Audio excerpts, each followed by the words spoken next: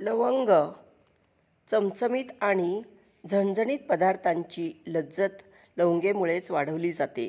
अशा चटकदार पदार्थांमधून जिभेचा चुरचुरीतपणा वाढवणारी लवंग गंमत म्हणजे साखर भातासारख्या गोड पक्वान्नामध्येही तितकीच खुलून येते. लवंग जंतुनाशक आहे, कफनाशक आहे, तसेच शक्तिकारकही आहे.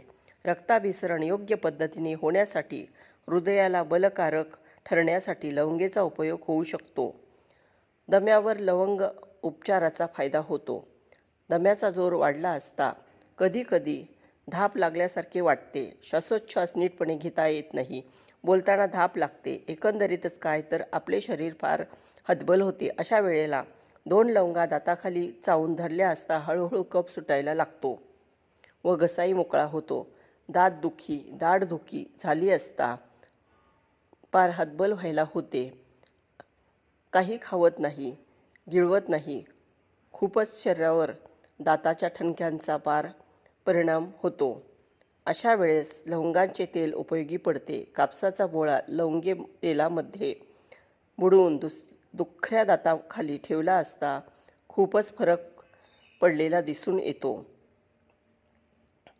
सर्दीमुळे सतत शिंका येणे, नाक चोंदणे, डोकेदुखी यासारखा त्रास होऊ लागतो. अशा वेळेस सुंठ व लवंग एकत्र वाटून थोडे गरम करायचे.